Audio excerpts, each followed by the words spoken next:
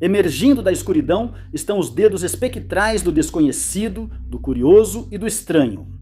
Esses apêndices não servem a outro propósito senão nos atrair para um abismo ameaçador que nos força a nos resignar aos ecos assombrosos de mistérios que nunca serão resolvidos. Número 20. Existe um artefato antigo, incrível e misterioso no Museu Britânico.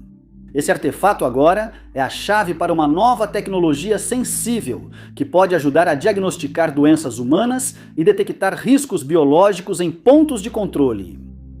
Essas características parecem mágicas e improváveis, mas são exatamente as qualidades que a revista Smithsonian atribui ao segredo colorido da taça romana de Licurgo. À primeira vista, ela parece apenas mais uma taça de vidro ornamentada, mais uma obra-prima romana em vidro retratando mais uma cena lendária. Neste caso, os detalhes dourados delicadamente entrelaçados contam a história do rei Licurgo, ou Licurgo, como alguns diriam, da Trácia, que aparece enredado em videiras implacáveis. Ao encontrar a taça, os arqueólogos logo perceberam o mistério em seu interior, que se revelou de imediato. Inicialmente, a taça parece ser de um verde jade, especialmente quando iluminada pela frente. Mas ao ser iluminada por trás, ocorre algo muito estranho. A cor muda como se fosse um milagre. Ela se transforma em um vermelho carmesim, a cor de alerta, o tom do fluido que nos mantém vivos. Seria esse enigma tão intrigante que confundiu cientistas por décadas. Eventualmente, após muita pesquisa, o cálice de Licurgo foi entregue ao Museu Britânico em 1950, mas sua história ainda não havia terminado. O cálice permaneceu sendo objeto de análise e investigação pelos próximos 40 anos, enquanto especialistas buscavam uma explicação plausível para o motivo de sua cor mudar daquela maneira. Essa resposta só viria em 1990. Pesquisadores da Inglaterra conseguiram obter fragmentos quebrados, que eles analisaram sob o microscópio, apenas para descobrir algo realmente notável e talvez até um pouco assustador. Os artesãos romanos foram os pioneiros da nanotecnologia.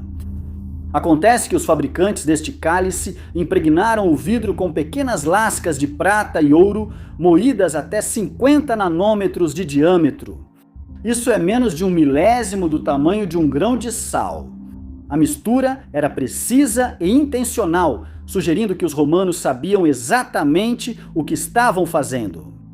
Parece que, mais uma vez, as civilizações antigas estavam um passo à nossa frente, como sempre estiveram. Eles inventaram a nanotecnologia mais de 1000 anos antes de a ciência moderna sequer considerar esse conceito. Número 19. No dia 11 de março de 2011, os habitantes da Fossa do Japão foram pegos de surpresa. Um terremoto com uma magnitude assustadora de 9,1 atingiu a costa nordeste de Honshu, desencadeando um tsunami gigantesco que chegou às praias em apenas 30 minutos, derrubando muros de contenção e desativando 3 reatores nucleares nos dias seguintes.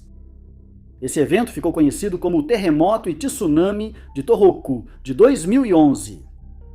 Foi um desastre que arrasou casas, destruiu terras, cortou o fornecimento de energia e tirou milhares e milhares de vidas. Foram registradas 15.899 mortes, com 2.526 pessoas desaparecidas e mais de 6.000 feridos. 123.000 casas desabaram e mais 1 milhão ficaram danificadas. O tsunami, com cerca de 3,5 metros de altura e avançando a 800 km por hora, foi responsável pela maior parte dos danos. Os que sobreviveram ao evento angustiante ficaram sem casa, sem comida e com uma imagem aterrorizante marcada para sempre em suas mentes. Junto com as visões do evento intenso e traumatizante, as estatísticas e os danos, existe um mistério que desafia explicação. Era o mistério de uma onda de supostos avistamentos de fantasmas e encontros estranhos após a destruição do tsunami. Quando a vida na costa voltava ao normal, começaram os avistamentos estranhos. Motoristas de táxi nas áreas mais afetadas como Sendai ou Ichinomaki relataram algumas histórias perturbadoras. Vários motoristas relataram passageiros que desapareciam misteriosamente durante o trajeto antes de chegar ao destino. Frequentemente, os passageiros forneciam endereços que não existiam mais em bairros que o tsunami havia destruído. Após o tsunami, taxistas relataram bancos traseiros gelados e conversas confusas com passageiros fantasmagóricos, muitas vezes completando as rotas mesmo após o desaparecimento dos passageiros. Moradores relataram figuras encharcadas pelo tsunami, objetos se movendo sozinhos e eletrônicos funcionando de modo estranho. Mesmo com alegações de transtorno de estresse pós-traumático, os moradores mantiveram suas histórias, mantendo o mistério intrigante. Número 18. Palmira, a antiga cidade das palmeiras no deserto sírio, foi um importante centro comercial e cultural, além de um oásis nas rotas da seda entre a Ásia e a Europa. Incorporando sua cultura local distinta ao Império Romano, mais tarde ganhou independência sob o comando da rainha Zenóbia, formando o Império de Palmira ao anexar partes do Império Romano do Oriente. A arquitetura da cidade refletia uma mistura de heranças mesopotâmica, semítica, levantina, persa e islâmica. Apesar dos extensos registros, duas questões intrigaram historiadores por muito tempo. Como 100 mil pessoas sobreviveram no deserto e por que a cidade foi construída ali? Pesquisadores da Noruega e Síria solucionaram esses mistérios em meados dos anos 2000. Eles descobriram que a estepe árida já foi verde, sustentada por reservatórios de água em Palmira e vilarejos agrícolas ao redor. Essas comunidades coletavam cerca de 15 centímetros de chuva anuais por canais para irrigar as terras e garantir um suprimento estável de alimentos. A localização da cidade era estratégica, não acidental. Ela era uma alternativa às rotas fluviais dominadas por reinos que cobravam altos impostos. Persas ou partas dominavam o leste e os romanos o oeste. Viajantes evitavam os altos impostos fluviais atravessando o deserto.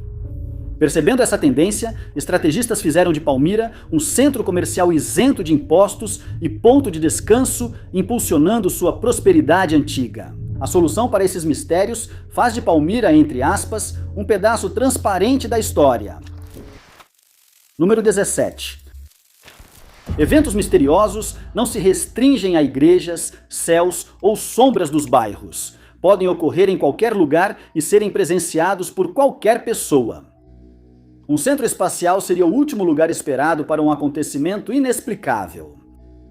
Que isso seja testemunhado por um funcionário do próprio centro também é improvável. No entanto, em 1986, foi exatamente isso que aconteceu. Era uma noite ventosa em Houston, Texas, e a escuridão estava caindo sobre o Centro Espacial Johnson da NASA. O arquivista da NASA, Frank Shaw, terminava seu expediente e seguia para o carro no estacionamento naquela noite. O dia no escritório foi bem tranquilo. Para Shaw, porém, o dia estava prestes a ficar muito mais interessante, mas não da maneira que ele esperava, porque, ao se aproximar do veículo, o arquivista parou ao ver algo se mover pelo canto do olho. Ele ergueu a cabeça, alinhando o olhar ao topo do enorme prédio do Centro Espacial Johnson. Ele semicerrou os olhos para algo que fez um arrepio percorrer sua espinha e queria ter entrado no carro mais rápido. No topo, havia uma visão que não inspirava nada além de terror.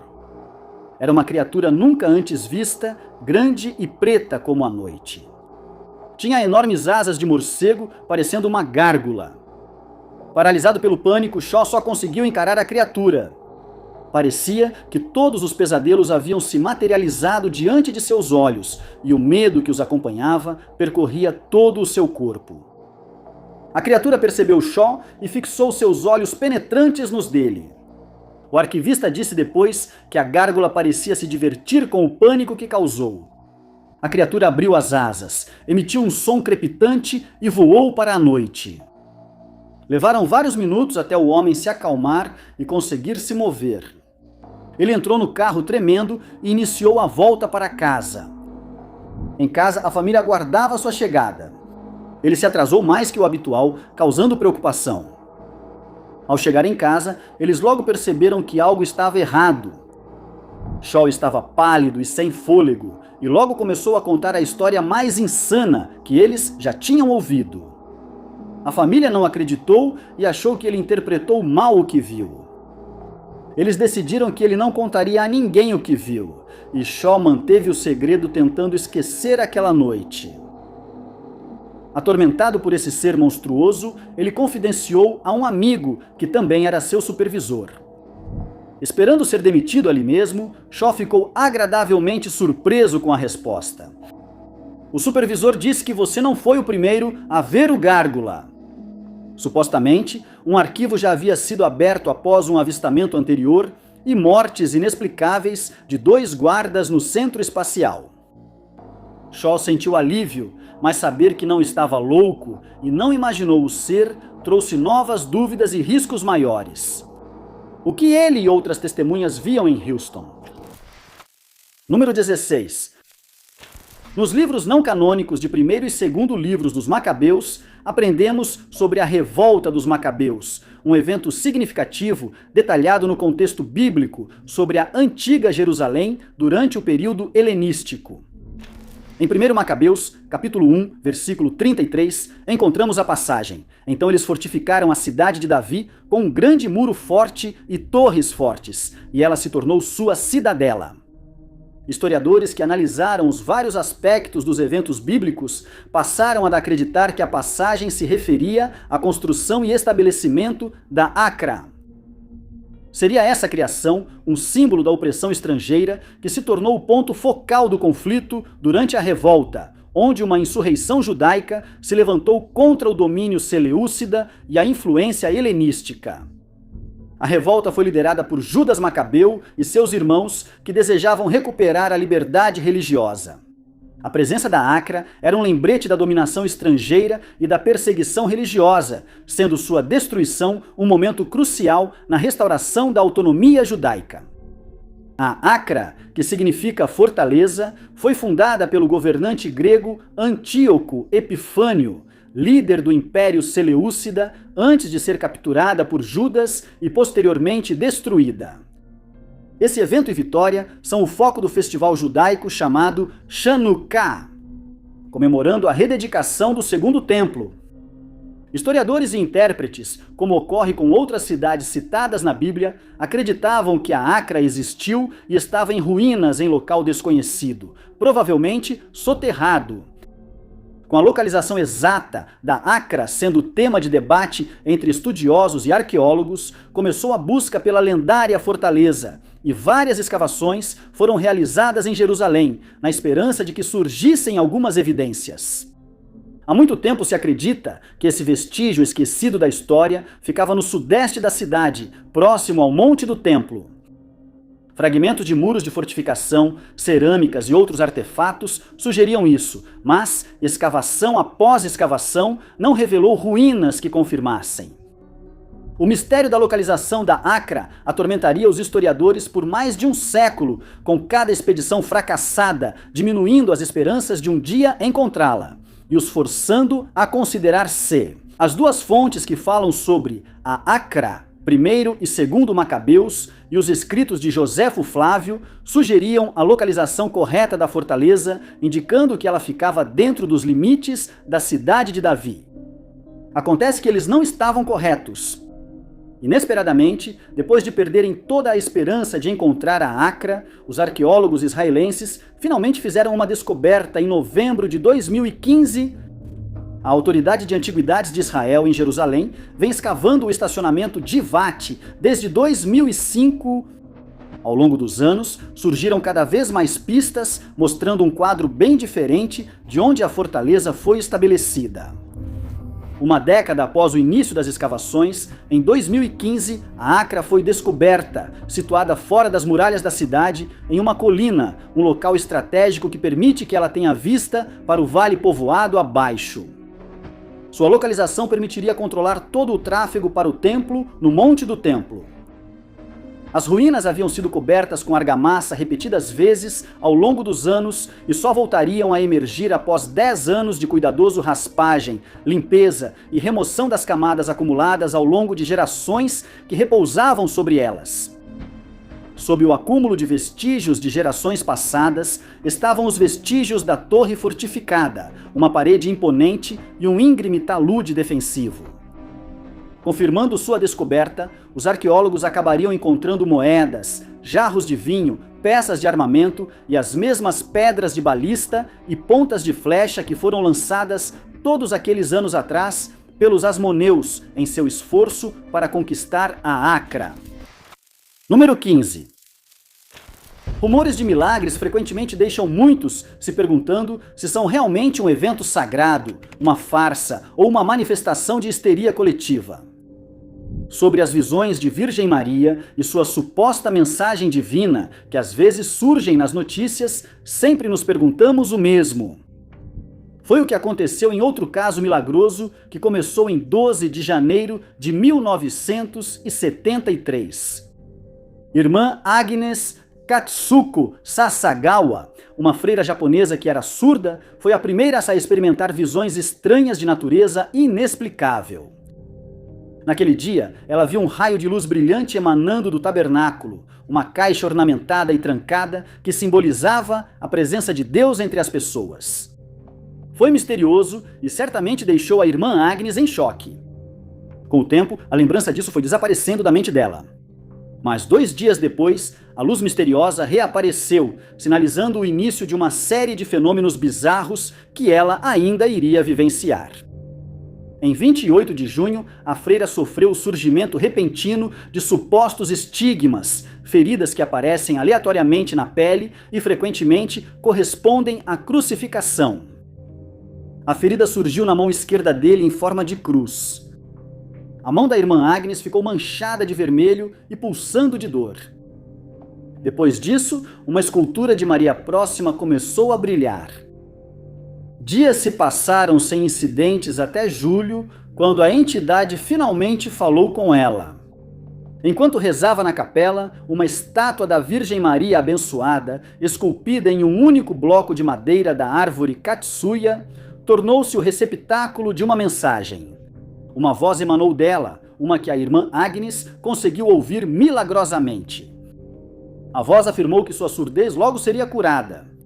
Ela também foi instruída a rezar em reparação pelos pecados dos homens e relatar à sua superiora tudo o que havia testemunhado.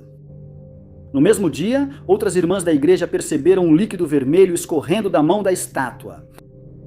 Em 4 ocasiões, o fluxo se repetiu, causando uma onda de medo e também de curiosidade na igreja. Supostamente, a ferida que marcou a mão da estátua permaneceu lá por meses, antes de desaparecer enigmaticamente no dia 29 de setembro. As irmãs então perceberam que suor havia começado a se formar no pescoço e na testa da Virgem Maria.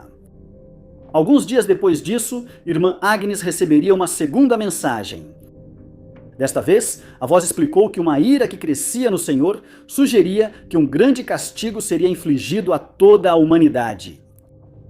Novamente, a freira recebeu instruções para relatar ao superior o que lhe foi dito. No dia 13 de outubro, irmã Agnes receberia sua terceira e última mensagem da aparição, que foi chamada de Nossa Senhora de Akita. A voz disse que a mensagem seria encaminhada ao seu superior. Ela teria explicado que os homens não se arrependem ou melhoram, por isso o Pai infligiria um grande castigo à humanidade. A freira afirmou que a voz lhe disse que um demônio colheria muitas almas e não haveria perdão para o aumento dos pecados. As palavras ditas às outras irmãs e à superiora causaram medo. Era ameaçador, e o que tornava tudo ainda mais angustiante era o suposto fluido vital que escorreria dos olhos da estátua pelos próximos 6 anos antes de parar abruptamente. Uma investigação foi iniciada sobre esse evento e a Igreja Católica Japonesa o reconheceu como autêntico. Eles acreditavam que era um acontecimento sagrado, mas a comunidade científica não conseguiam entender. O que realmente aconteceu aqui? Foi tudo uma farsa, como muitos desses casos acabaram sendo, ou havia algo mais sinistro e ameaçador em jogo aqui? Número 14. No atual estado de Illinois, ficava Cahokia, uma cidade antiga conhecida por sua cultura única e enormes montes de terra usados para moradias, sepultamentos e cerimônias. Cerca de 120 montes se espalhavam por uma área de 15 quilômetros quadrados, abrigando uma comunidade movimentada de agricultores, artesãos e astrônomos. Cahokia começou em 700 depois de Cristo, expandindo-se até 1050 depois de Cristo e se tornando uma metrópole maior do que Londres ou Paris. Mas apenas 200 anos depois, toda a civilização desapareceu inexplicavelmente, deixando para trás apenas as estruturas de terra. Por séculos, o destino do povo de Cahokia permaneceu um mistério, com teorias limitadas a desastres políticos ou ambientais sem evidências concretas. No início da década de 2020, o mistério foi solucionado ao analisarem o lago Horseshoe, perto do centro da cidade, elemento antes ignorado pelos especialistas. A dragagem do lago em busca de evidências de atividade humana revelou que Cahokia sofria inundações frequentes antes de sua fundação, ameaça que diminuiu temporariamente e permitiu o florescimento da cidade. Inesperadamente, por volta de 1200 depois de Cristo, as inundações intensas retornaram. Testemunhos de sedimentos revelaram uma camada espessa de lodo de uma inundação tão severa que destruiu plantações e casas, forçando a evacuação de pelo menos 15 mil pessoas. O colapso não foi imediato, mas as inundações e outros problemas causaram o lento declínio da civilização, com sobreviventes se integrando a outras comunidades até Cahokia desaparecer dos registros históricos. Número 13. Suehiro Kyuchi teve uma vida interessante. Ele foi escritor e caçador de cometas, descobrindo 4 ao longo da vida. Um desses cometas recebeu seu nome. Encontrar esses objetos celestes é difícil, pois emitem menos luz que as estrelas. Kyuchi era visto como um excelente caçador de bolas de neve cósmicas. Mas há algo ainda mais notável que levou esse indivíduo à infâmia. Um mistério tão estranho que ainda deixa os cientistas perplexos. Sua história começou em 1977, quando ele tinha 22 anos e trabalhava na Força Aérea de Autodefesa do Japão. Como despachante de voo, ele supervisionava o controle das operações aeronáuticas, especificamente para a base aérea de Hyakuchuri, em Omiyama, Ibaraki. Certa noite, enquanto estava no trabalho, Kyuchi foi acometido por uma dor intensa que irradiava do abdômen. Seus colegas de trabalho foram rapidamente alertados e ele foi levado às pressas para o hospital. No hospital, Kyuchi foi diagnosticado com uma obstrução duodenal. Essa condição pode ser fatal, um desfecho do qual o jovem não conseguiria escapar. Após vários minutos tentando reanimá-lo, ele foi declarado morto. E foi isso. Os médicos tiraram seus aventais e os preparativos estavam sendo feitos para o corpo. Meia hora depois, a equipe do hospital já retomara sua rotina habitual. Então algo realmente inexplicável aconteceu. Kyuchi acordou. Ele foi revivido como se dormisse profundamente, mas não estava. Médicos estavam presentes em seu falecimento, mas seus esforços para reanimá-lo foram em vão. Apesar das expectativas de danos cerebrais ou problemas de saúde após tanto tempo ausente, Kyuchi estava perfeitamente bem, exceto por ter tido um encontro bizarro durante seu quase descanso eterno. Ao chegar na escuridão total, Kyuchi avistou uma luz à distância. Essa luz acabou sendo um túnel para o qual ele se sentiu inexplicavelmente atraído. Ao entrar, ele foi transportado para uma nova cena, repleta de flores e um campo exuberante e florido. O mais incrível é que Kyuchi disse sentir todas as sensações do corpo. Ele caminhou descalço e podia sentir o solo e a grama sob seus pés. Logo encontrou um rio com um barco balançando nas águas. Ele subiu no barco e usou as mãos para remar, uma atividade extenuante que o deixou cansado quando chegou ao outro lado. Ao chegar à margem, Kyuchi percebeu que não estava só. 5 estranhos já se aproximavam dele, e um perguntou por que estava ali. Surpreso, o homem não conseguiu responder e nem sabia o motivo. A mulher do grupo o levou até uma montanha, onde ele descobriu quem eram esses estranhos. Eles eram seu primo falecido e seus avós. Após essa revelação, Kut se deparou com um rosto na montanha que lhe disse algo que ele não conseguiu se lembrar. Momentos depois, Kut acordou no hospital. Ele disse que sentiu sua respiração e batimentos cessarem, mas ainda não tinha voltado ao corpo físico. Sua família, que o cercava com o rosto banhado em lágrimas, não conseguia ouvir uma palavra do que ele dizia. Kut chegou a seguir a mãe para fora do quarto e ouviu ela avisar as irmãs sobre o falecimento. Quando Kut voltou à vida e a família ficou atônita, ele foi capaz de se lembrar da conversa que ouviu sua mãe ter com suas duas irmãs. Todos ficaram perplexos com essa declaração. Depois, Kut passou a lembrar de outros eventos que viveu. Numa dessas experiências, ele viajou milhares de anos ao passado, até o Grande Dilúvio. Ele descobriu que a água vinha de um cometa que passou perto da Terra. A força gravitacional puxou o gelo do cometa para a atmosfera da Terra, causando uma chuva imensa que elevou o nível do mar em 2.000 metros instantaneamente. Supostamente, Kut vivenciou a criação do universo. Ele disse ter voltado ao início de tudo. Foi uma experiência que o forçou a reconsiderar sua crença no Big Bang e, em vez disso, sugeriu a presença de uma mente universal maior, onde o universo é uma grande consciência. O jovem também foi capaz de prever alguns aspectos do futuro, afirmando que, nos anos 80, a humanidade descobriria evidências de uma civilização avançada do mundo antigo. Entre 2024 e 2027 esqueletos gigantes seriam encontrados na América do Sul.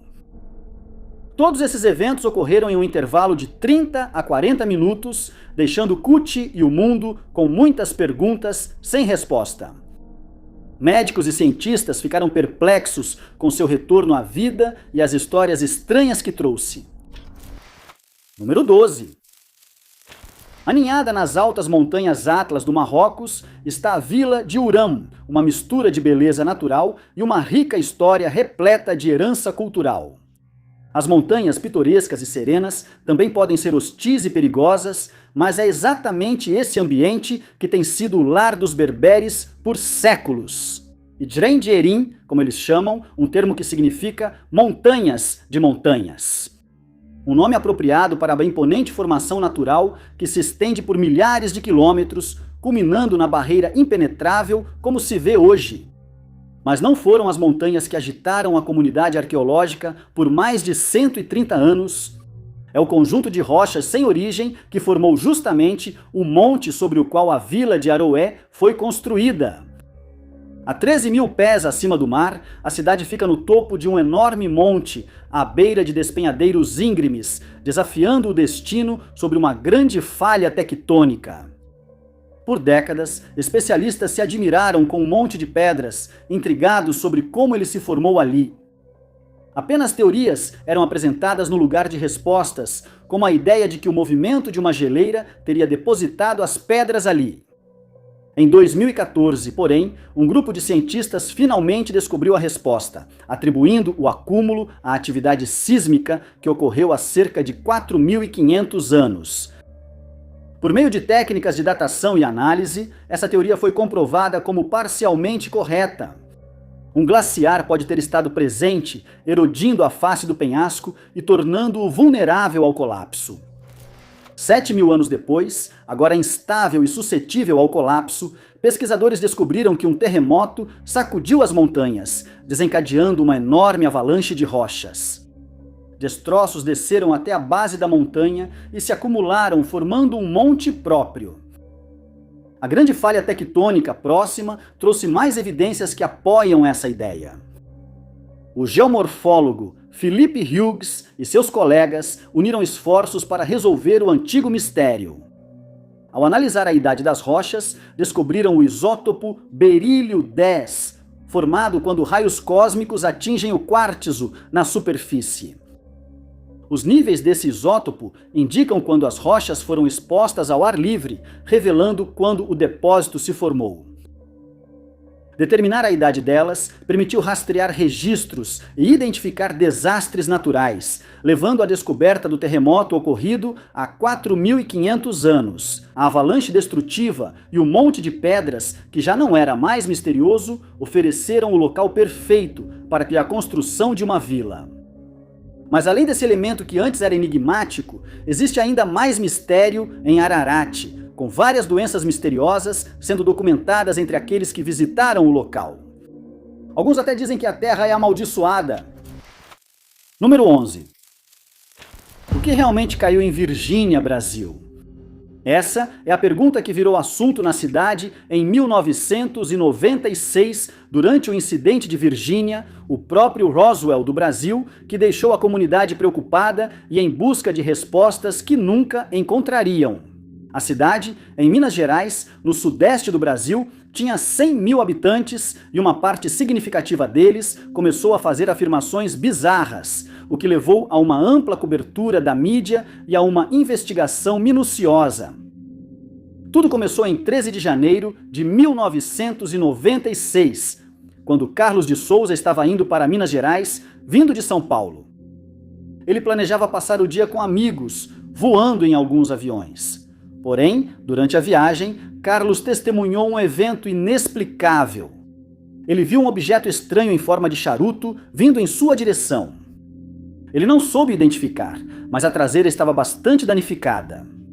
Ele achou que aquilo tinha sido atingido por tiros. O objeto estava a 300 metros do chão e perdia altitude rapidamente. Pouco antes de alcançar a rodovia, Carlos assistiu enquanto ele fazia uma curva completa repentina, voando na direção oposta, planando por um momento e depois caindo direto no chão. Carlos encostou o carro e foi até o local onde viu o OVNI cair. Ele percebeu que havia caído perto de uma casa branca. Um produto químico vazou e queimou 40 metros de grama. O objeto que ele viu tinha o tamanho de um ônibus escolar e agora havia destroços ao redor dele, cravado na terra. Carlos sentiu um cheiro de amônia e encontrou um estranho destroço parecido com uma folha metálica que se autorreformava. Os militares chegaram e o expulsaram. Uma semana depois, estudantes viram uma criatura perto do ginásio, mas militares logo isolaram a área. Naquela mesma tarde, um grupo de 3 mulheres afirmou ter visto uma criatura bípede de origem extraterrestre. Ela estava agachada em um terreno abandonado na cidade. Ela media cerca de 1,5 metro e tinha a cabeça grande. Afirmaram que ela era magra, de pele marrom e oleosa. O dia terminaria com vários avistamentos extraterrestres inexplicáveis e pelo menos um relato de OVNI. A estranha e angustiante provação continua sem explicação e ainda perturba aqueles que a ouvem. Número 10. Entrando para a lista dos 7 achados arqueológicos mais misteriosos da Terra, estava o Evangelho dos Sortes de Maria, um artefato que certamente já fez jus a essa lista em algum momento. O livro tinha pelo menos 1.500 anos e continha um evangelho indecifrável. Vários tentaram decifrar o código do manuscrito antigo, mas todos falharam. O livro foi escrito no sempre misterioso idioma copta egípcio, que utiliza o alfabeto grego. Desde a sua descoberta, acredita-se que, como outros evangelhos, este evangelho descreve o nascimento, a vida e a morte do único filho de Maria. Era só uma suposição, pois a linguagem usada nas passagens secretas era indecifrável. Com o tempo, o Evangelho dos Sortes de Maria desapareceu da vista do público, embora ainda ocupasse muito espaço na mente de alguns historiadores. Historiadores se fascinaram com o livreto em miniatura e buscaram desvendar as verdades ocultas em suas páginas. Em fevereiro de 2015, todo esse trabalho árduo finalmente daria frutos, com o título Evangelho até então desconhecido foi decifrado, dominando as manchetes das notícias online. Eles constataram que o Evangelho dos Sortes de Maria é único entre os manuscritos. Quando os pesquisadores traduziram pela primeira vez a palavra copta para evangelho, presumiram que era apenas uma biografia, mas seguiram analisando cada parte e ficaram surpresos, além de uma dúvida persistente. O Evangelho dos Sortes de Maria trata de oráculos proibidos? O parágrafo de abertura certamente enganou o leitor. Dizia, abre aspas, o Evangelho dos Sortes de Maria, mãe do Senhor Jesus Cristo, a quem Gabriel, o arcanjo, trouxe a boa nova. Quem seguir em frente de coração alcançará o que busca. Só não seja de coração dividido. Enquanto decifravam a língua antiga, perceberam que o Evangelho era menos uma história de vida e mais como uma bola mágica de 8, um preditor do futuro e solucionador de problemas. Agora reconhecido como um livro oracular, os esforços deles revelaram uma série de 37 perguntas e suas respostas, com pouquíssima menção a Jesus. O texto era bastante usado, aparentemente, para adivinhação. Quem buscava a resposta para uma pergunta inquietante pode ter procurado quem tinha esse manuscrito. Essa pergunta seria revelada e um sorteio mostraria a solução do problema. O dono do livro seria o adivinho, que interpretaria os oráculos e explicaria como a pessoa com o problema deveria responder. Cada uma das 37 passagens é escrita de forma vaga, deixando cada uma aberta à interpretação. O oráculo número 34, por exemplo, diz: siga em frente imediatamente, isto é algo de Deus. Você sabe que, veja, por muitos dias você está sofrendo muito, mas isso não lhe diz respeito, porque você chegou ao porto da vitória. Dominando os textos estão vários cenários de dificuldade, violência, sofrimento e ameaças ocasionais. Embora muitos livros de sortes existissem no passado, feitos especificamente para prever o futuro do usuário, este manuscrito era único por uma palavra: Evangelho. A equipe nunca encontrou nenhum outro livro de sortes nos arquivos que tenha sido referido como um evangelho. Número 9. Em 2019, o desenvolvimento de uma multidão crescente. Crise e início da pandemia dominaram as manchetes dos noticiários. No México, contudo, o medo que viviam era bem diferente. Algo realmente sinistro havia tomado as ruas, espreitando nas sombras e aterrorizando os cidadãos. Os habitantes de Coida, no município de Chiapas, ficaram sem dormir, espiando pelas janelas e tremendo a cada barulho. O medo era tanto na cidade que ninguém saía à noite. Eles acreditavam que havia alguém, algo espreitando nas sombras, esperando a oportunidade para atacar.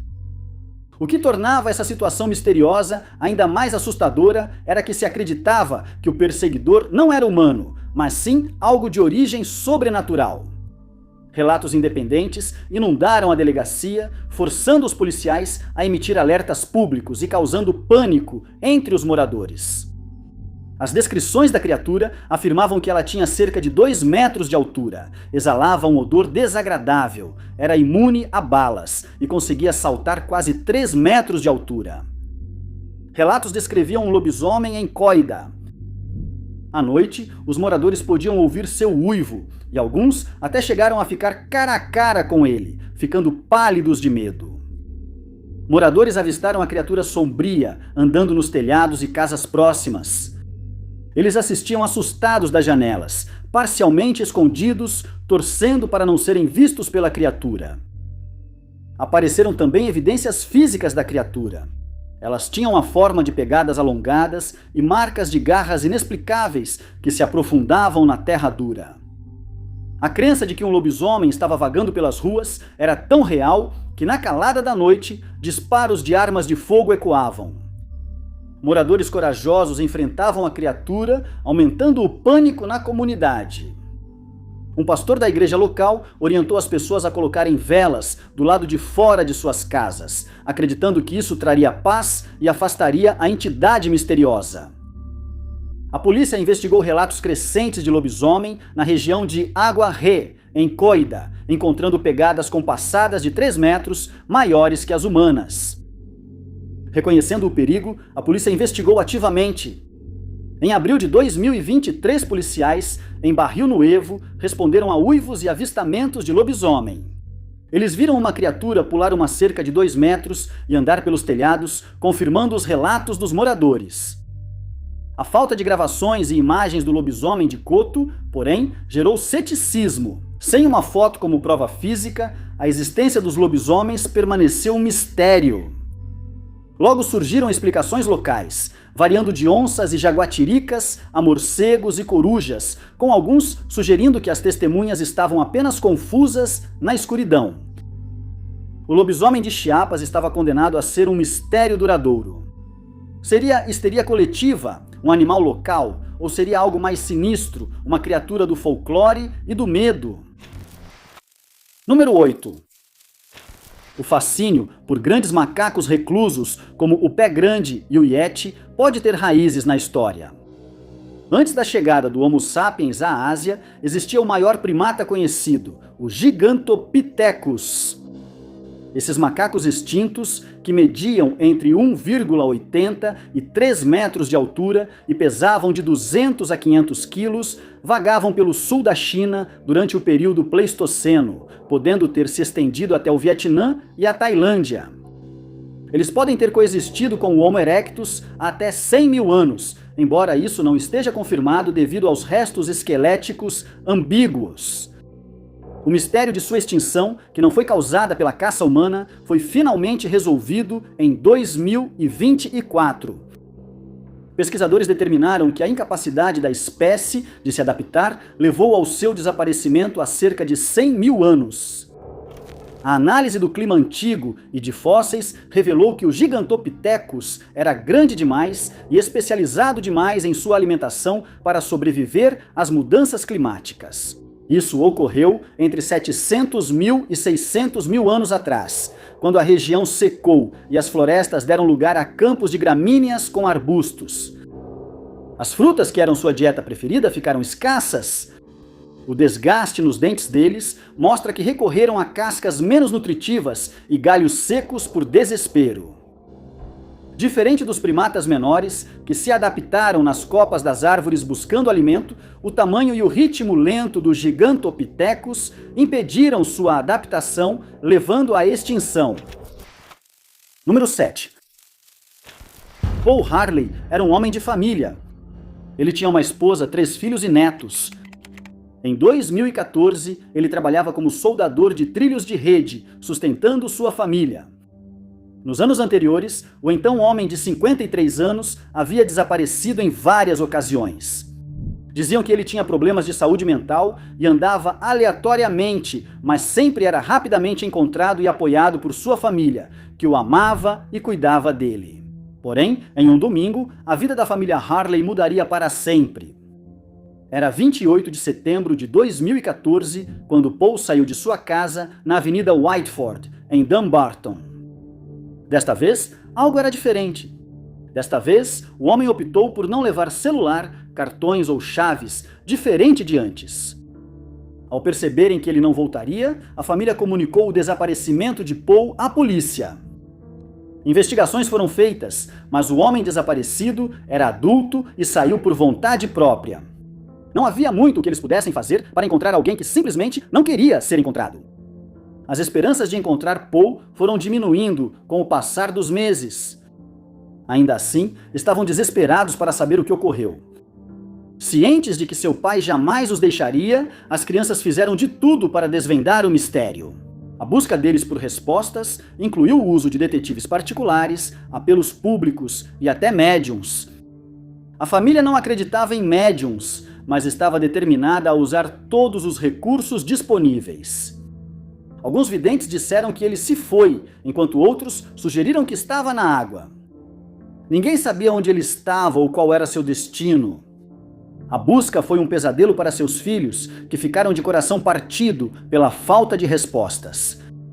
Meses viraram anos e o último fragmento de esperança logo se foi.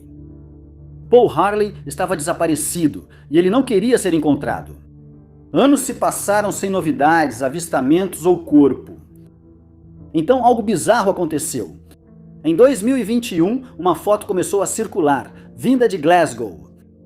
A foto mostrava um homem com roupas quentes, sentado na neve enquanto flocos caíam. Mesmo sem ver seu rosto, a esperança da família de Paul se reacendeu. Uma instituição de caridade de Glasgow ofereceu abrigo a um homem sem teto em 2018, cuja foto circulou acreditando se tratar de Paulo Harley, desaparecido desde 2014. Sua família foi a Glasgow e descobriu que a foto era antiga. Apesar de avistamentos, um ativista disse que o homem da foto não queria ser encontrado, mas não confirmou se era Paulo. Paulo sumiu dias antes da mudança planejada, tornando o caso ainda mais intrigante. Número 6. El Niño e Laninha são padrões climáticos que ocorrem apenas no Oceano Pacífico, mas podem afetar o clima em escala global. Durante as condições normais do Oceano Pacífico, os ventos alísios sopram em direção oeste ao longo do Equador. As águas se aquecem na América do Sul e, em seguida, movem-se em direção à Ásia. Para substituir a água quente, a ressurgência traz água fria das profundezas à superfície. El Niño e Laninha são opostos um do outro, dois padrões climáticos que fogem do normal. Episódios de qualquer um deles podem durar de 9 a 12 meses por vez, ocorrendo a cada 2 a 7 anos. Ambos os ciclos causam incêndios florestais, afetam o tempo e impactam os ecossistemas em geral. El Niño ocorre com mais frequência e é caracterizado pelo enfraquecimento dos ventos alísios. A água quente retorna à costa oeste da América. O termo significa menino em espanhol e foi registrado pela primeira vez no século 17. A ocorrência é conhecida por afetar significativamente os padrões climáticos, causando períodos de seca em algumas regiões e inundações em outras. Por meio de análises incansáveis, pesquisadores e cientistas aprenderam muito sobre esses padrões climáticos, que deveriam soar como fenômenos bizarros e inexplicáveis. Já sabemos quase tudo sobre eles, então por que ainda há mistério? Acontece que quando os pesquisadores fizeram suas suposições e afirmações sobre El Niño, eles ficaram confiantes demais em suas ideias.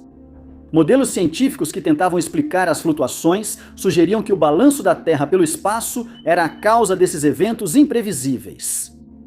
Afirmava-se que diferentes níveis de radiação solar afetam a intensidade dessas ocorrências. Os modelos sugeriam que eventos passados eram geralmente mais fracos que os atuais. Mas recentemente, essa própria ideia foi desafiada e um elemento inesperado surgiu para provocar a narrativa: conchas do mar.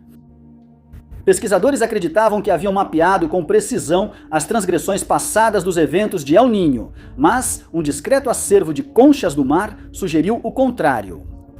Ao analisar uma grande pilha de conchas descartadas pelos povos indígenas do que hoje é o Peru moderno, surgiu uma evidência detalhada, uma espécie de registro climático.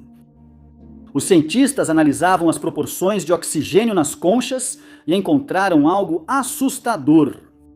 Elas não seguiam os padrões dos modelos usados pela comunidade para suas suposições. A análise das conchas revelou que todo o modelo e as conclusões subsequentes estavam errados. El Niño aparentemente não estava relacionado à incidência solar. Pesquisadores descobriram que as grandes quantidades de gelo e água do derretimento das geleiras foram muito subestimadas. Eles não estavam apenas errados sobre a causa do evento, mas os cientistas também estavam equivocados sobre há quanto tempo os El Niños vinham ocorrendo. As conchas também responderam a isso. Acontece que essa atividade estava presente no Oceano Pacífico há 10 mil anos e era tanto frequente quanto intensa durante o início do período Holoceno. Número 5. Em 2007, um tipo diferente de mistério dominou as manchetes internacionais, com as Ilhas do Canal em destaque. Era 23 de abril, quando Ray Boyer, um piloto das Ilhas do Canal do Reino Unido, embarcou no Trilander. Ele estava partindo em um voo de rotina de Southampton e estava a caminho de Alderney, a área mais ao norte da ilha. Quando o voo GR-544 decolou naquela tarde, tudo parecia estar em ordem. Poucos minutos depois, porém, a sensação de tranquilidade começou a desaparecer quando Ray e 5 de seus passageiros avistaram algo inexplicável. O avião estava a apenas 30 milhas da ilha e a 4.000 pés de altitude quando eles avistaram aquilo. Uma nave de formato estranho pairava a apenas 40 milhas a oeste de Alderney. Era longa, fina e pontiaguda, com sua cor amarela brilhante se destacando contra o azul do oceano.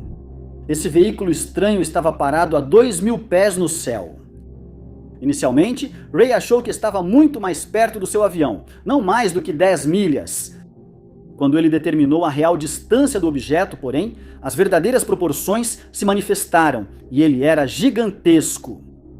Ray e seus passageiros sugeriram que era significativamente maior do que um 737, afirmando que devia ter 1 milha de largura. Mas isso não foi tudo que Ray e os passageiros viram. Enquanto voavam além da nave estranha, algo mais chamou sua atenção. Ao se aproximarem de Alderney, avistaram outro objeto idêntico ao primeiro. Desta vez, ele pairou sobre Guernsey, mas só permaneceu visível por 9 minutos. Preocupado com o que via, Ray contatou o controle de tráfego aéreo do aeroporto de Jersey. Incrivelmente, Ray não foi o único que ligou para relatar 1 ou 2 naves misteriosas. Patrício Patterson, outro piloto que seguia na direção oposta, tinha visto a mesma coisa. O piloto estava vindo de Blue Islands e indo para Jersey ao mesmo tempo. Ao passar por Sark, ele passou pelo estranho objeto que pairava à sua esquerda. Ele descreveu a nave como fina, amarela e parecida com um disco compacto. Estava exatamente no mesmo local onde Ray a viu instantes antes. A situação ficou ainda mais estranha quando pessoas em terra relataram o mesmo. A rádio BBC de Guernsey informou que 2 moradores de Sark tinham visto 2 objetos amarelos incrivelmente brilhantes pairando no céu. O controle de tráfego aéreo rastreou esses objetos no radar por 55 minutos até desaparecerem. 1 ano após as investigações, o relatório científico de 2008 não encontrou atividade militar ou experimentos na área e afirmou que o controle de tráfego aéreo das Ilhas do Canal desconhecia os objetos. Os especialistas não conseguiram identificar os objetos, teorizando explicações um tanto plausíveis, como parelhos ou reflexos. No fim, os OVNIs do Canal da Mancha seguem sem explicação.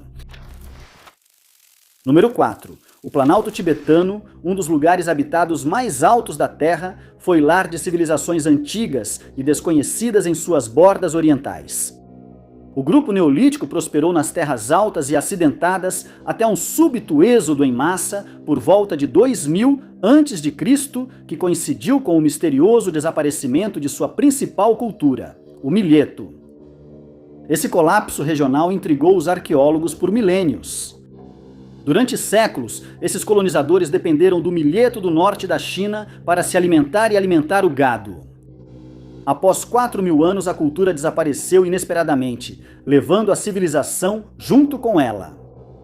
300 anos depois, novos colonizadores cultivaram trigo e cevada, intrigando historiadores sobre por que uma cultura fracassou e outras tiveram sucesso. O mistério do milheto tibetano foi finalmente resolvido em 2015 por uma equipe arqueológica liderada por Jade Guedes. Usando novas tecnologias e evidências, eles descobriram que a mudança climática, não apenas um problema moderno, foi a culpada. O milheto prosperou durante o ótimo climático do Holoceno, mas por volta de 2000 a.C., um período de resfriamento repentino tornou seu cultivo impossível, conforme publicado nos anais da Academia Nacional de Ciências. Sem sua principal fonte de alimento, os habitantes originais tiveram que deixar o Planalto. A equipe de Guetta também descobriu que o sucesso posterior do trigo e da cevada se deveu à capacidade dessas culturas de prosperar em condições mais frias, substituindo o milheto como alimento básico tibetano. Ironicamente, o aquecimento global moderno pode favorecer o milheto hoje, já que o Planalto tibetano é agora uma das regiões que mais aquece no mundo, potencialmente permitindo que as sementes esquecidas ressurgam. Número 3. A estranha história dos Tazadai começa na ilha de Mindanao, na isolada província de South Cotabato. Foi em 1971 que o nome Tazadei apareceu pela primeira vez, embora sua descoberta supostamente tenha ocorrido alguns anos antes. Foi somente naquele ano que o caçador local Defal, que estava caçando nas florestas de South Cotabato, trouxe uma notícia bizarra para Manuel Elizalde. Elizalde, o chefe da Panam, a agência do governo filipino dedicada à proteção das minorias culturais do país, ficou perplexo, mas intrigado com as informações que Defal lhe trouxe. Ele relatou ao oficial que anos antes, durante uma caçada, encontrou um grupo misterioso vivendo de forma primitiva. Após o contato com o suposto grupo, Defal virou o único canal de comunicação deles com o exterior. O interesse cresceu rapidamente e Elizalde ordenou que fosse marcado um encontro com essa sociedade intocada, ansioso para saber mais sobre suas origens e cultura. Então Defal fez exatamente isso e em 7 de junho o oficial foi formalmente apresentado aos Tazadai. O grupo supostamente tinha 27 pessoas, cada uma de 6 famílias estáveis. Eles viviam dentro das cavernas, no fundo da selva de Mindanao, levando um estilo de vida de coletores. A tecnologia deles era parecida com a da Idade da Pedra, fazendo Elizalde crer que eram os últimos sobreviventes desse período, totalmente intocados pela modernidade. Todas as ferramentas deles eram de madeira e pedra. Eles não tinham agricultura, habilidades de caça ou armas de guerra. Após o encontro, Elizalde publicaria suas descobertas, descrevendo esse grupo misterioso como pacífico, sem meios ou palavras para guerra ou armas. Eles não eram hostis e viviam intocados. Naquele ano, a descoberta dos Tazadei foi ofuscada pela Guerra do Vietnã, ainda em andamento. Imagens de violência e manchetes sugerindo novas fatalidades dominavam os jornais. Mas para a National Geographic, essa descoberta dominaria suas próprias manchetes. Uma matéria de capa de 32 páginas na revista National Geographic e um documentário foram lançados um ano depois. Falava sobre os Tazadei, o encontro e sua cultura primitiva. É claro que, com as informações sendo divulgadas ao público, ninguém iria deixar a sociedade da Idade da Pedra por conta própria.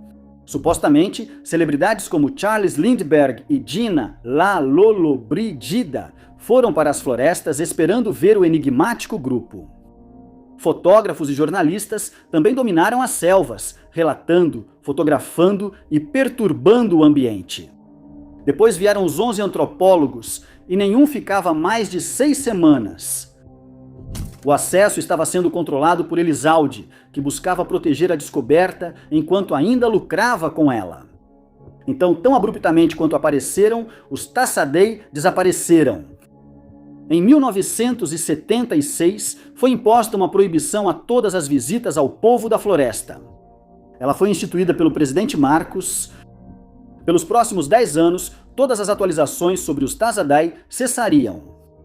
A maioria das pessoas começou a esquecer as histórias bizarras que tinham ouvido e o conceito de uma sociedade da Idade da Pedra foi desaparecendo. Em 1986, a Revolução do Poder Popular derrubou o presidente, permitindo novamente o acesso à tribo Tazadai. Após investigação, a tribo havia desaparecido, com membros encontrados vivendo entre as comunidades locais, levando os antropólogos a declarar os Tazadai uma farsa. Mas o linguista americano Lawrence Reed mais tarde passou 10 meses com os Tazadei, descobrindo que eles eram realmente isolados, com práticas agrícolas únicas e um dialeto distinto. Ele teorizou que o isolamento deles durava pelo menos 150 anos, não 1000, e que a língua deles era relacionada ao manobo. Elizalde, que havia fugido, voltou e até ajudou os Tazadai a vencer um processo contra professores que os chamaram de farsa, deixando a verdade sobre a tribo um mistério. Número 2. A cortina da frente se abre nos anos 1930, com as tensões aumentando, e culmina na apresentação teatral que são as nossas vidas. Era o amanhecer da Segunda Guerra Mundial, e o conflito entre as potências do eixo e aliadas chegava a dar um ponto de virada. Seria a decisão inflamatória da Alemanha que levaria ao colapso inevitável que resultou em massacres desnecessários. Em 1939, a Alemanha, sob ditadura, invadiu a Polônia, e o que se seguiu foi a guerra mais fatal de toda a história da humanidade. 60 milhões de mortes, genocídio e o primeiro uso de armas nucleares na história. Por razões óbvias, esses eventos foram os mais conhecidos. Eles dominaram o conflito histórico e serviram como um véu que ocultou ações menos conhecidas que foram igualmente atrozes. Nos últimos anos, aprendemos que não apenas os soldados alemães abusaram, torturaram e mataram seus oponentes, mas também roubaram tesouros importantes, obras de arte notáveis e artefatos insubstituíveis. Eles também gostavam de queimar livros. Quando os soldados se encontravam com tempo livre, eles também participavam da destruição, não tão bem documentada, de sítios e propriedades históricas. Isso era a inconfundível purgação da cultura, uma marca registrada de regimes totalitários. Entre os principais estabelecimentos reduzidos a escombros e poeira estava o novo cemitério judaico de Königsberg. O cemitério, um local de descanso final para os falecidos, ficava em Kaliningrado e estava em funcionamento há apenas 10 anos, tendo sido inaugurado em 1928. Ele abrigava um salão funerário de design incrível, criação do próprio Erich Mindelssohn. Infelizmente, esse arquiteto alemão veria os soldados invadirem o local sagrado e destruírem tudo. Eles invadiram em 1938, apenas um ano antes da guerra. O salão estava em ruínas, os túmulos destruídos, e a dor voltou à tona. Com o tempo, a destruição do cemitério de Königsberg sumiria da memória coletiva, sem registro nos livros de história. Por décadas, os escombros permaneceram, lembrando o povo de Kaliningrado dos atos perturbadores ocorridos ali. Em 2010, porém, o local histórico voltou a chamar a atenção do público. Indivíduos judeus que faziam parte de uma sociedade histórica em Berlim decidiram inspecionar a área após descobrirem que algo havia passado despercebido por muito tempo. Enquanto vasculhavam o amontoado de pedras e afastavam as folhas secas, eles encontrariam algo intocado pela ditadura. Era uma única lápide tombada de costas. O nome estava escrito na parte de trás: Jacob Klimowski. Segundo a sociedade histórica, eles conheciam a família judaica Klimowski, mas as informações acabam aí. Pesquisadores não encontraram mais pistas sobre quem era esse indivíduo enigmático. Não parecia haver nenhum registro dele. Então, por uma década, a pergunta permaneceu: quem era esse cara?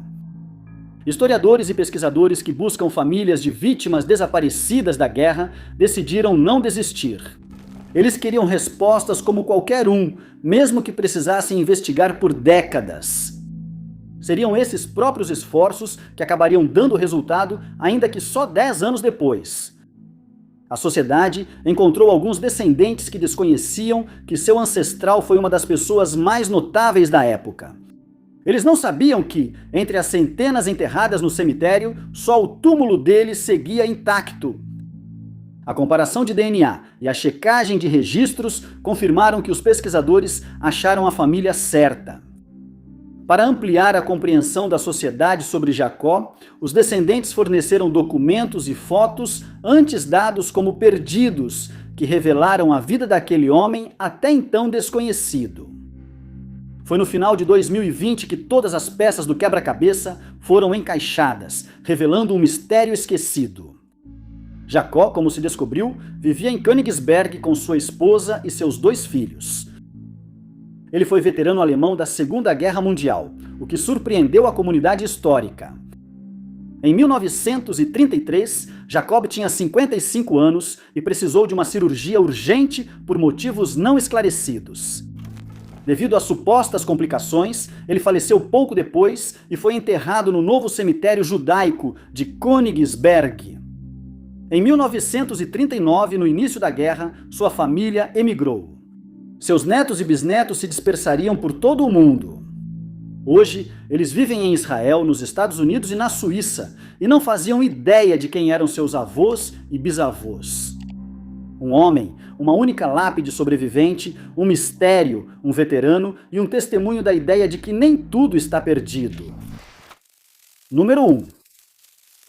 Balões no mar viram enigma, dizia a manchete de um artigo de jornal de 1967. Isso sugeria algo infantil. Balões sempre foram associados a palhaços, parques de diversões e celebrações. Por que a mídia se importaria tanto com uma decoração de aniversário no oceano? A descoberta dos balões ocorreu em um período perigoso, quando qualquer artefato podia ser confundido com arma. Afinal, era a época da Guerra Fria. Foi no dia 29 de junho que algo foi avistado boiando nas águas do Oceano Atlântico. Era uma caixa, não maior do que uma caixa de pão. Quando foi descoberta na costa da Flórida, perto de Hallandale, as tensões surgiram imediatamente. As notícias diziam que os laços diplomáticos entre União Soviética e Cuba se fortaleceram, aumentando a ameaça aos Estados Unidos. Ao avistarem a caixa boiando, a Guarda Costeira dos Estados Unidos foi enviada para investigar. Suas suspeitas foram imediatamente confirmadas quando descobriram que a caixa estava carimbada com a inscrição propriedade da USS.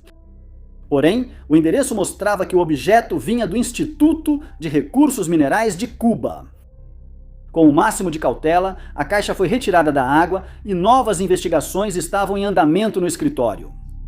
Lentamente e com cuidado, a caixa foi aberta e dentro dela havia algo realmente intrigante. Um enigma, como sugeriu a manchete. 7 balões amarelos estavam dentro da caixa, cada um com uma tampa de borracha preta presa. Imediatamente, isso foi considerado estranho e possivelmente ameaçador, mas mais perguntas ainda surgiriam. Ao examinarem a caixa de perto, as autoridades acharam uma indicação de peso. O peso total do pacote era de 50 quilos, ou aproximadamente 110 libras. No entanto, quando foi pesada, ela totalizou apenas 13,6 quilos, ou 30 libras. Uma quantidade significativa de peso havia sido perdida. Para onde foi o resto? Logo, constatou-se que a caixa ficou à deriva por até 8 semanas, supostamente enviada de Leningrado, Rússia. O tempo que a caixa ficou à deriva pode ter deixado o ar do balão escapar. A ideia de que os balões já haviam sido inflados era um mistério. Na sala onde a caixa estava, oficiais se reuniram ao redor e um conceito assustador foi dito em voz alta. E se os balões tivessem gás tóxico? Essa sugestão, é claro, não estava fora do reino das possibilidades. A era da Guerra Fria foi violenta e qualquer meio de destruição máxima teria sido explorado por qualquer uma das partes envolvidas. Não seria surpresa nenhuma que a guerra bioquímica fosse empregada. O conceito angustiante foi explorado a fundo e não foram encontradas indicações de venenos ou toxinas nos próprios balões que já estavam flutuando há bastante tempo. Nenhuma área costeira relatou sinais de envenenamento pelo ar, mas os sintomas podem ter sido ignorados ou confundidos com um resfriado. Sem evidências que sugerissem uma narrativa concreta, os 7 balões amarelos foram arquivados, aguardando mais provas que pudessem indicar algum tipo de explicação. Enquanto isso, a cerca de 200 quilômetros de distância, em Maratona, uma segunda caixa, idêntica à primeira, foi encontrada à deriva. O medo havia retornado. Cientistas investigaram o caso e concluíram que os balões da primeira caixa continham apenas ar, aprofundando ainda mais o mistério. Apesar de extensas investigações e apelos por informações, nenhuma explicação jamais surgiu, deixando os 7 balões amarelos da União Soviética como um enigma sombrio. Muito obrigado por assistirem. Se você gostou deste vídeo, não deixe de clicar no botão de curtir. E também não se esqueça de se inscrever e ativar o sininho para ficar por dentro de todos os nossos próximos vídeos. Meu nome é Top 5 Unknowns, vejo vocês no próximo vídeo.